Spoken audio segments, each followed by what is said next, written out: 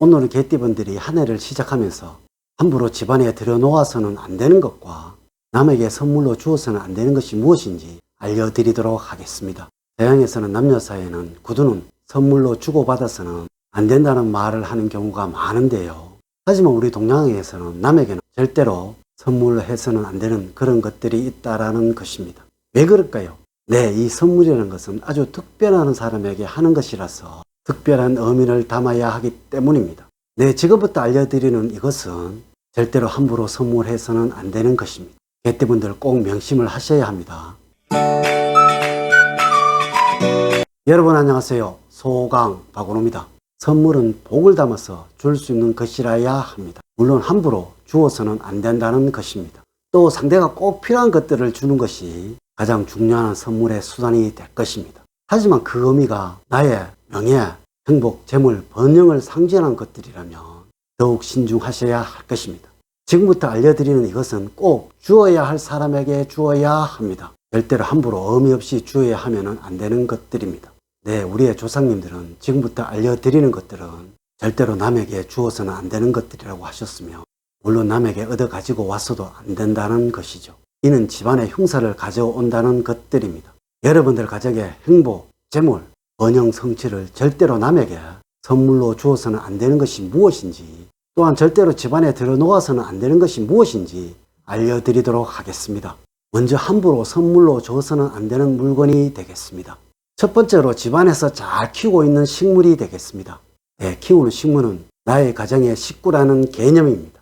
살아있는 생명체입니다. 우리의 조상님들은 집에 기르는 수목을 식구라고 생각을 하셨던 것입니다. 마치 요즘 집안에서 반려동물로 함께 생활하는 고양이와 강아지를 생각하시면 될 듯 하네요.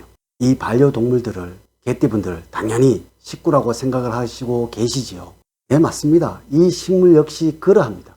이 역시 정성과 성때가 묻은 것이라면 이미 여러분들과 동화되어 있는 것입니다. 이렇게 자식과 식구로 여기고 있는 수목이라면 개띠분들의 가정에 화목과 번영을 가져온다는 것입니다. 선물로 줌으로 인하여 여러분들 가정에 번영과 화목이 깨어질 수 있다는 것입니다. 꼭 누군가의 수목을 선물을 하셔야 한다면 마땅히 본체가 아닌 나누기를 한 것을 아끼는 분 또는 존경하는 분에게 선물을 하셔야 한다는 것입니다. 두 번째로 오래도록 쓰고 있는 가구라고 할 수가 있겠습니다. 네, 이 가구는 풍속적으로 번영과 행복을 의미한다고 합니다. 마땅히 오래되어 못 쓰는 가구라면 폐기를 해야 하는 것이고 마땅히 남에게 주어서는 안 되는 것입니다. 이렇게 남에게 가구를 나눈다는 것은 이것은 분가를 의미하는 것입니다. 하여 우리의 조상님들은 한번 가구를 들여놓으시면 절대로 가구를 바꾸는 일은 없었고 이를 버리는 것조차 꺼리셨던 것입니다. 왜냐고요? 이 가구가 아내의 것이라면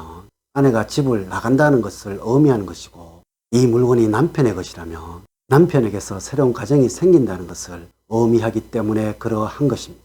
또한 이 물건이 자식의 것이라면 자식이 아니에 문제가 생긴다고 하셨던 것입니다. 물론 이러하니 절대로 남에게 주는 일이 없도록 하셔야 합니다. 수명이 다하여 바꾸어야 할 상황이라면 마땅히 폐기하여야 하는 것이 당연하다는 것입니다.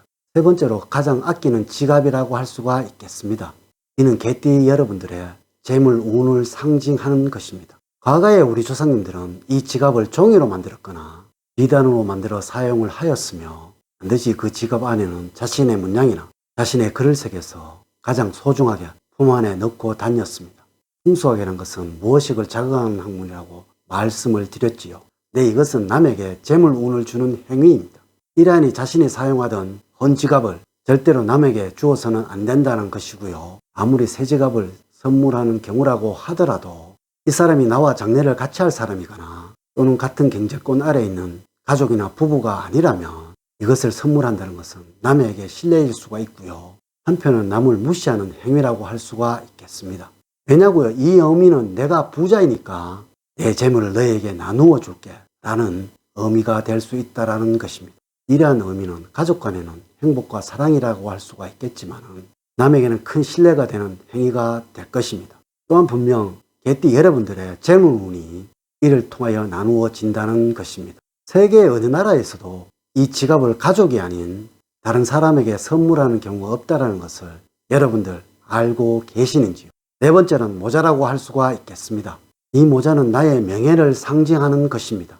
우리의 조상님들은 갓을 남에게 빌려주시는 경우는 없었고요. 사모 역시 그 관직의 차이를 두고 착용을 하셨다는 거예요. 경국 대전에 보면은 모든 사모는 그 관직에 따라서 착용하는 차이를 달리 하셨고, 상을 당하셨을 때도 그 격식을 엄격히 구분하고 있다라는 것입니다. 자신의 것을 다른 누구와도 같이 할 수 없다는 것이 바로 이 명예일 것입니다. 바로 이 모자는 개띠분들의 명예운을 상징하고 있습니다. 물론 현대에 와서는 많은 스타일의 모자가 만들어지고 있지만은 과거 우리 풍수학에서는 사모가 바르고 갓을 착용함이 흐트러지지 않아야 명예운이 상승한다라고 말하고 있습니다. 이러한 우리 조상님들은 갓끈을 빌려주거나 사모의 뿔을 빌려주긴 했어도 갓을 빌려주는 경우는 절대로 없었다는 것입니다. 네, 맞습니다. 풍수학적으로 자신의 명예를 남에게 주는 것이라고 할 수가 있습니다. 다음으로는 절대로 집안에 들어놓아서는 안 되는 물건들입니다. 첫 번째로 남이 쓰고 있는 오래된 가구입니다.